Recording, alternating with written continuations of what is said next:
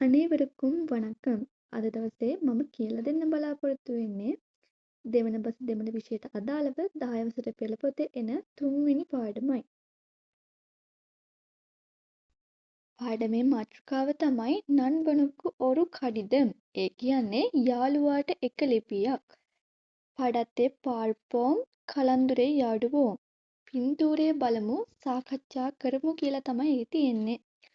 ඔයාලට දැන් පේනවා ඇති පල්ලෙන් රූපයක් තියෙනවා. පිරිමි ළමයෙක් ඉන්නවා. ඒ පිරිමි ළමයා මොකක්ද ලියනවා තමයි ඒ රූපෙන් අදහස් වන්නේ. එතකොට එයා හිතන දෙයක් තමයි ඔය උඩින් වලාකුළු අතරින් වගේ දාලා තියෙන්නේ. අපි බලමු එයා හිතන්නේ මොකක්ද කියලා. අන්බු නන්බා ඉල්ලේ ඉල්ලේ අන්බුල්ල අමුදුනුක්කු. අන්බු නන්බා ඒ කියන්නේ ආදර මිතුර. නෑ නෑ ආදරණීය අමුදන්ට කියලා තමයි ඒකේ අදහස. ඊළඟ පිටුවේ අපිට තියෙනවා කඩිදම් ඔන්රු. ඒ කියන්නේ ලිපි අංක 1. මේක පෞද්ගලික ලිපියක්. එතකොට අපි පෞද්ගලික ලිපියකට කියන්නේ උරව මුරේ කඩිදම් කියලා. එතකොට ඔයාලට තියෙනවා දකුණු පැත්තේ උඩම තියෙනවා ඉල පත් ඔන්බදු පිරදාන වීදි කණ්ඩි පහළින් දිනයක් තියෙනවා. ඒ කියන්නේ ඉලක්කම් 19 ප්‍රධාන වීදිය නුවර. ඊට පස්සේ 2015 6 වෙනි මාසේ 4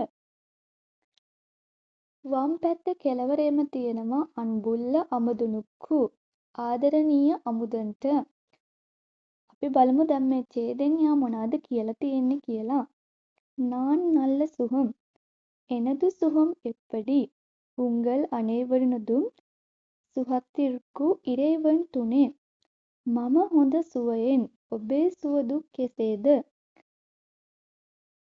ඔබ හැමෝගෙම සැපට දෙයියන්ගෙම පිහිට ප්‍රාර්ථනා ලැබේවා.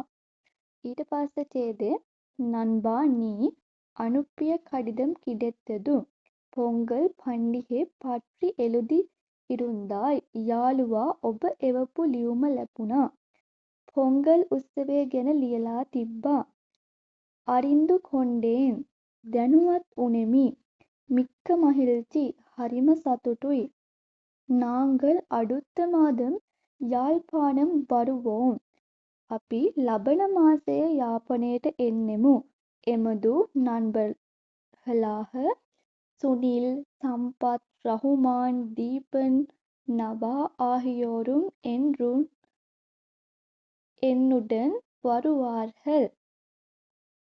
මගේ යාළුවන් සමග ඒ කියන්නේ සම්පත් රහුමාන් දීපන් නබා මම සමග එනවා.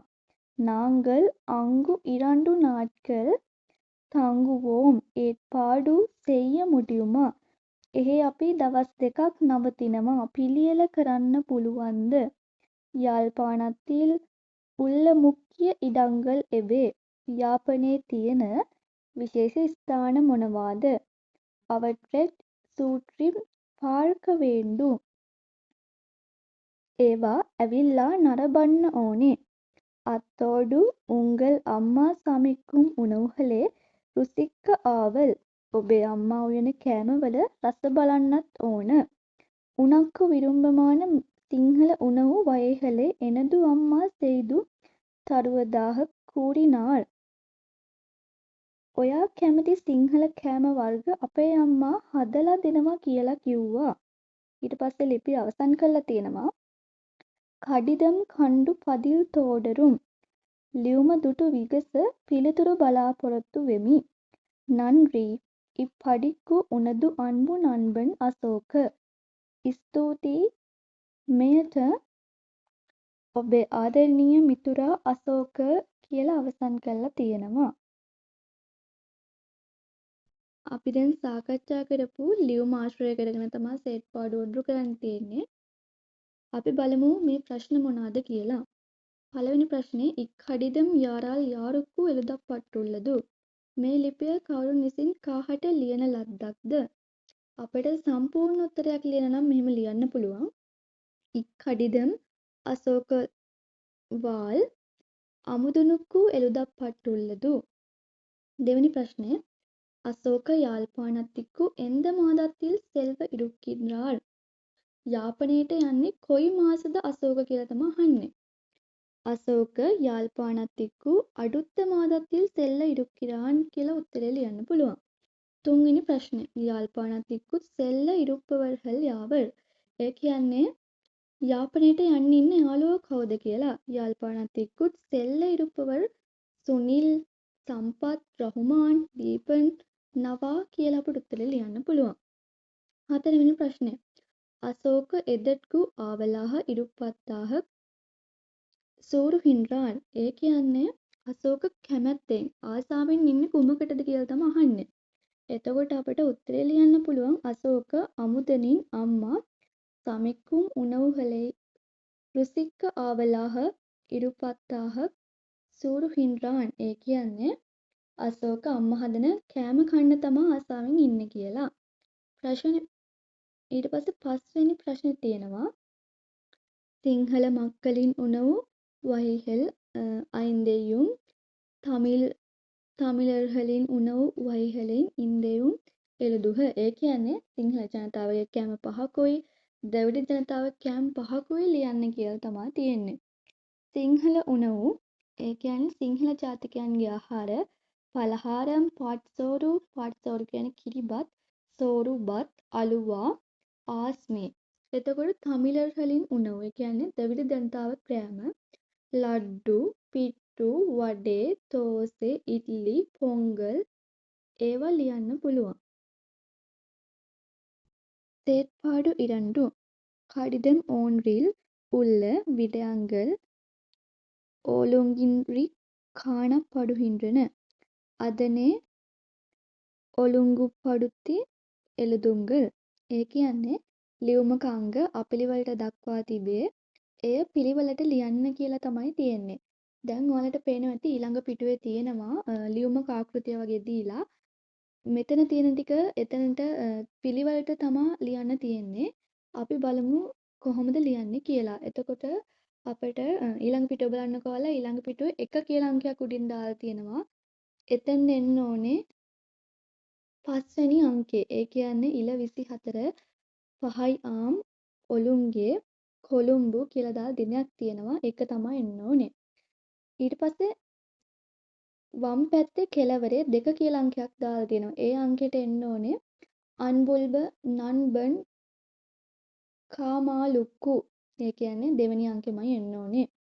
3 තුන්වෙනි එකට එන්න ඕනේ තුන්වෙනි අංකයයි. நான் நல்ல சுகம் எனது சுகம் எப்படி. එතකොට හතරවෙනි එකට එන්න ඕනේ 6 වෙනි එක. ඒ කියන්නේ அடுத்த மாதம் ஒரு சித்திர கண்காட்சி இருக்கின்றது. அதற்கு நீ கட்டாயம் வருகை தர வேண்டும். එතකොට පස්වෙනි එකට එන්න ඕනේ 1 ඉප්පඩික්කු 6 වෙනි එකට එන්න ඕනේ 4 අන්බාහ නන්බන් කුමාර් කියලා. ඔයාලට තේරෙන්නේ දැන් අපි සාකච්ඡා කරේ උරවමුරේ කඩිදම්. මේ කියන්නේ පෞද්ගලික ලිපියක්නේ. පෞද්ගලික ලිපියක දැන් මේකේ තියෙන ආකෘතිය වගේ දීලා තියෙනවා. ඔයාලට තියෙන්නේ මෙතන තියෙන එක කොහොමද අවසන් වෙන්නේ ඉප්පඩිකු කියලා. එහෙනම් ඒක දාලා එහෙම ලියන්න කියලා තමයි මෙතන තියෙන්නේ. මම හිතනවා ඔයාලට තේරෙන්න ඇති කියලා.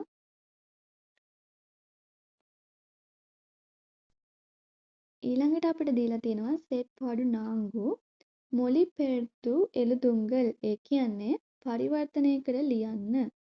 1 අන්බුල්ල අප්පාවුක්කු. ඒ කියන්නේ ඒකේ සිංහල තේරුම තමයි ලියන්න තියෙන්නේ.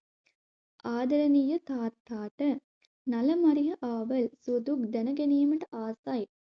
අන්බින් නන්බන් කසුන් ආදරණීය මිතුර කසුන්.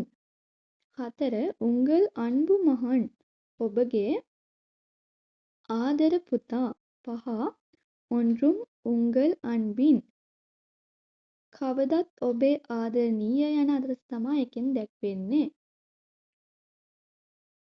ඊළඟ පිටුවේ අපිට දීලා තියෙනවා කඩිදම් ඉරණ්ඩු. ඒ කියන්නේ ලිපි අංක 2. මේක පුතේ රාජකාරී ලිපියක්. එතකොට රාජකාරී ලිපියට අපි දෙමළෙන් කියන්නේ තොලිල් මුරේ කඩිදම් කියලා.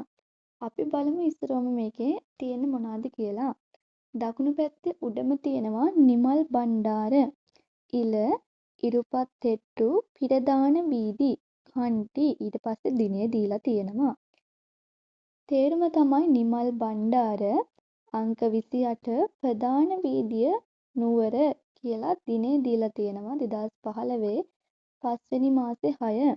ඊට පස්සේ වම් පැත්තේ කෙළවරේම තියෙනවා ආනෙයාලර් අරසකරුහ මොලිහල් තිනෙක්කලම් රාජගිරිය කොමසාරිස් ඊට පස්සේ රාජ්‍ය භාෂා දෙපාර්තමේන්තුව රාජගිරිය.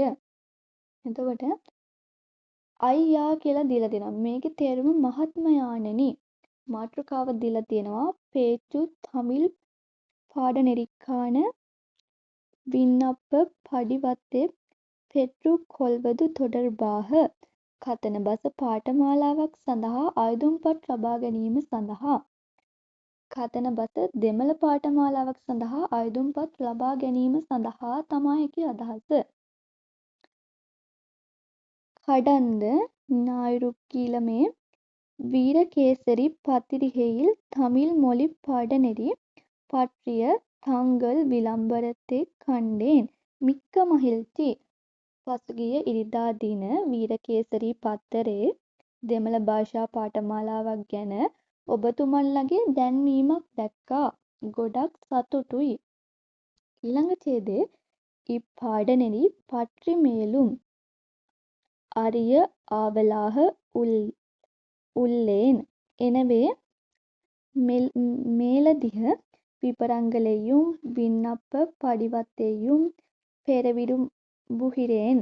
அதற்கான காசுக்கட்டளையை இந்துடன் අනුපියුල්ලේන්. ඒකේ තේරුම තමා මේ පාඨමාලාව ගැන කැමැත්තෙන් සිටිමි. එම නිසා වැඩිපුර තොරතුරු අයදුම් පත්‍රයක් ලබා ගැනීමට බලාපොරොත්තු වෙමි. ඒ සඳහා මුදල් ඇනවුම මේ සමග එවමි කියලා තමා තියෙන්නේ.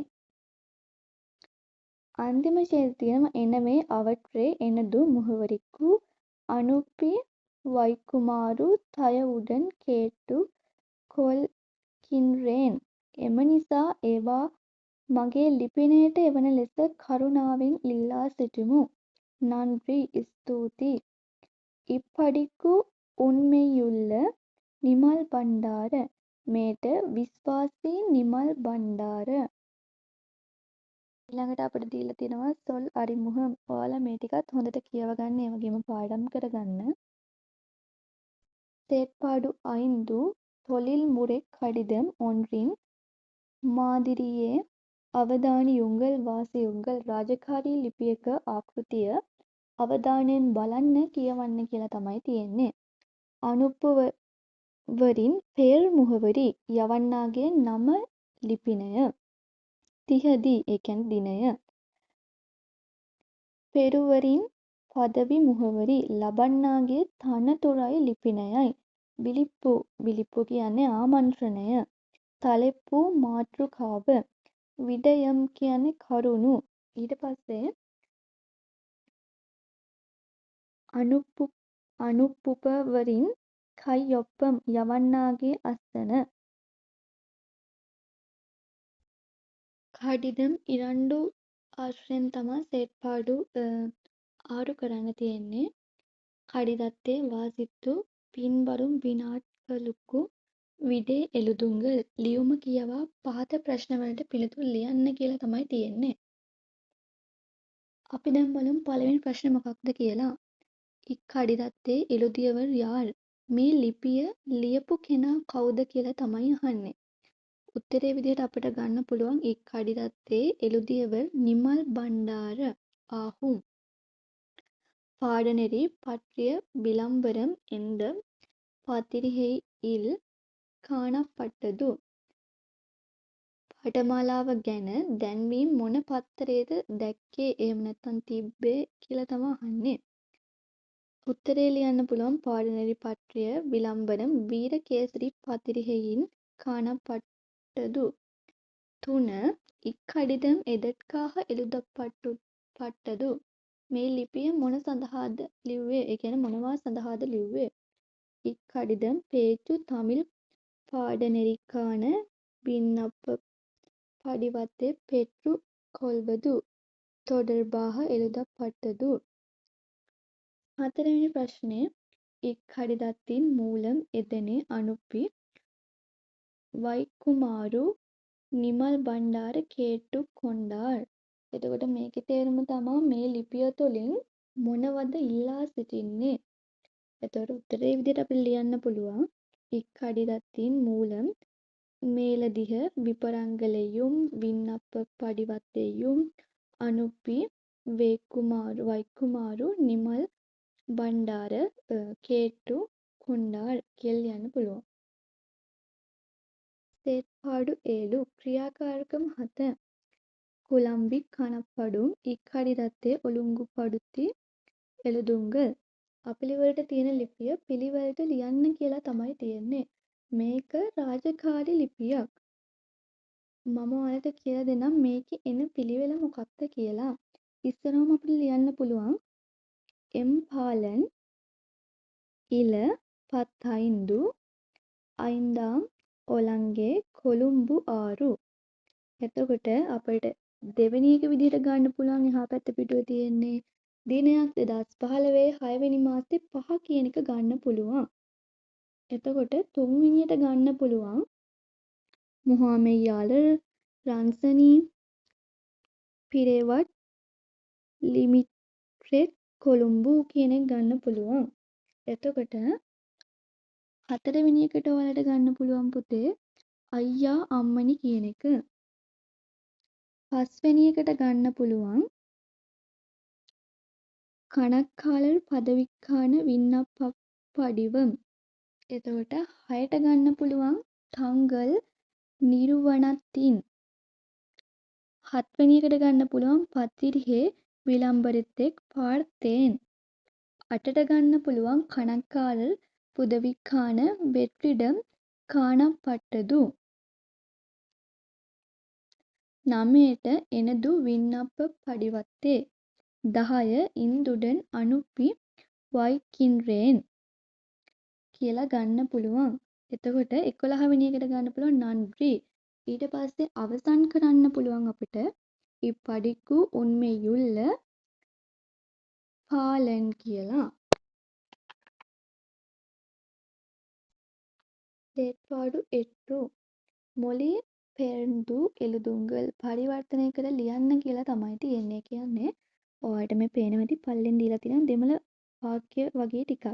ඒ ටික සිංහලෙන් ලියන්න කියලා තමයි තියෙන්නේ. ගෞරව அமைச்சர் ඒ කියන්නේ ගෞරව ඇමතිතුමා. 2 අම්මනි අයියා මහත්මිය මහත්මයා. 3 மேற்படி பெயரைக் கொண்ட ඉහත නම සඳහන්. 4 තිහදියුම් ඉලක්කංගමුම් කොණ්ඩ. දිනය හා ඉලක්කම සහිත. 5 கீழ்ப்படிவான மாணவன் කීකරු ශිෂ්‍යයා. 6 மின்சாரம் பெற்றுக் கொள்வது தொடர்பாக විදුලිය ලබා ගැනීම සඳහා. 7 இடமாற்றம் பெற்றுக் கொள்வது தொடர்பாக ස්ථාන මාරුවීමක් ලබා ගැනීම සඳහා. එහෙම නැත්නම් ඉඩමක් ලබා ගැනීම සඳහා කියලාත් ඒකේ අදහස ගන්න පුළුවන්. 8 තයවුඩන් கேட்டுக் கொள்கின்றேன் කාරුණිකව ඉල්ලා සිටිමි. 9 අනුමැති பெற்றுக் கொள்வது தொடர்பாக අවසර ලබා ගැනීම සඳහා. 10 தேவையான நடவடிக்கைகள் අවශ්‍ය කටයුතු කියලා තමයි ඒකේ අදහස ගන්න පුළුවන්. செயற்பாடு 9 பின்வரும் மாதிரி சுய விபரப்படிவத்தை අවධානமாக வாசியுங்கள். පහත ජීවදත්ත පත්‍රිකාව අවධානයෙන් කියවන්න කියලා තමයි තියෙන්නේ. குறிப்பு ඒ කියන්නේ සැලකිය යුතුයි. தொழில்முறை கடிதங்களுடன் சில சந்தர்ப்பங்களில் சுயவிபரம் படிவமொன்றினையும் இணைக்க வேண்டி வரலாம். அவ்வாறான மாதிரி சுய විපරප්පඩිවත්තේ පාර්පෝම් රාජකාරී ලියුමක් සමග ජීවදත්ත පත්‍රිකාවක්ද සමහර අවස්ථාවල ඇතුළත් වෙනවා.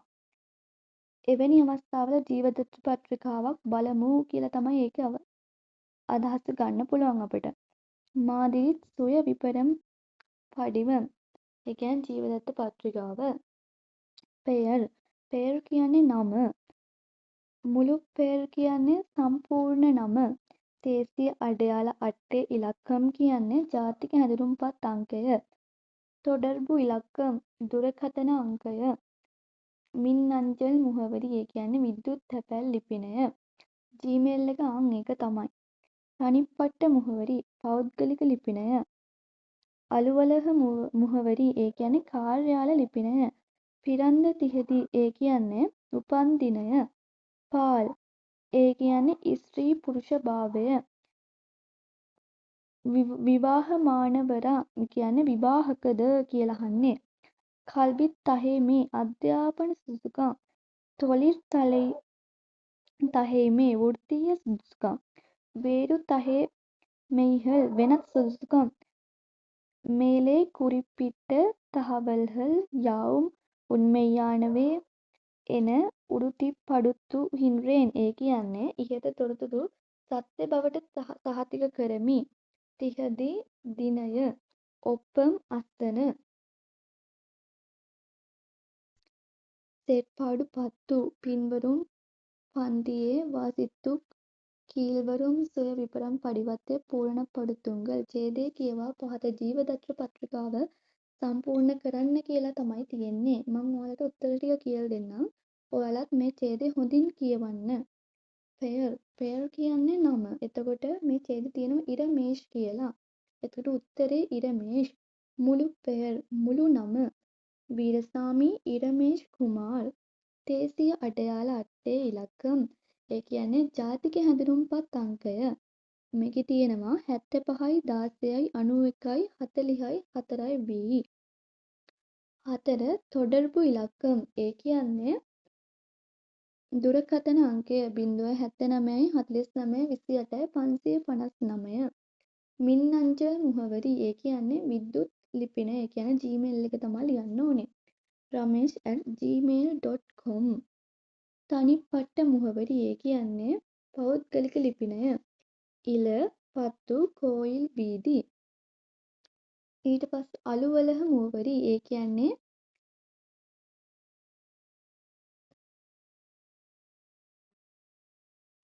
රාජකාරී එහෙම නැත්නම් කාර්යාල ලිපිනය. එතකොට වවුනියා විපුලානන්ද විද්‍යාලයම් කියලා තමයි ලියන්න ඕනේ. එතකොට පිරන්ද තිහති ඒ කියන්නේ උපන් දිනය 1975 පළවෙනි මාසේ 21. පාල් ඒ කියන්නේ ස්ත්‍රී පුරුෂ භාවය. එතකොට අපි ඒකට ලියන්න ඕනේ පිරිමි කෙනෙක් නම් ආන් කියලා ලියන්න පුළුවන්. ගැහැණු කෙනෙක් නම් පෙන් කියලා ලියන්න පුළුවන්. විවාහමානවරා ඒ කියන්නේ විවාහකද. මොහු විවාහකයි කියලා සඳහන් වෙලා නැහැනේ. ඒ හින්දා ඉල්ලේ කියලා ලියන්න පුළුවන්. කල්විත් තහේමේ අධ්‍යාපන සුදුසුකම්. එතකොට අධ්‍යාපන සුදුසුකම් තියෙනවා කලෙ පට්ටදාරියන්. තොලිර් තහේමේ ඒ කියන්නේ වෘත්තීය සුදුසුකම්. කල්වි ආසිරියර් පරිචය කියලා තමයි තියෙන්නේ. வேறு තහේමේ වෙනස් සුදුසුකම් පිළිබඳ මේකේ සඳහන් වෙලා නැහැ. மேலே குறிப்பிட்டுள்ள தகவல்கள் யாவும் உண்மையானவை என උරුදිපඩුතුහින්රෙන් ඉහත තොරතුරු සත්‍ය බවට තහවුරු කරමි. එතකොට තිහති දිනය ඔප්පම් කියන්නේ අස්සන. ඔයාලා නැවත සැරයක් මේ පාඩම හොඳට කියවන්න. ඒ වගේම මේකේ තියෙන අභ්‍යාස වලට පිළිතුරු සපයන්න. O-level exam එකේදී ඔයාලට එන්න පුළුවන්. අපි පාඩම පටන් ගද්දිම තිබ්බ පොඩි රූපයක්. ඒ රූපය දීලා ඔයාලට වාක්‍ය ලියන්න එන්න පුළුවන්. ඒ වගේම පෞද්ගලික ලිපියක් රාජකාරී ලිපියක් ලියන්න එන්න පුළුවන්. ඒ වගේම කිසියම් කෙනෙක් ගැන තොරතුරු ටිකක් දීලා ජීවදත්ත පත්‍රිකාවක් එන්න පුළුවන් පුරවන්න. ඒ නිසා මේ පාඩම හොඳට කියව ගන්න. එහෙනම් මම අද පාඩම අවසන් කරනවා. ඔයාලා හැමෝටම සුබ දවසක්.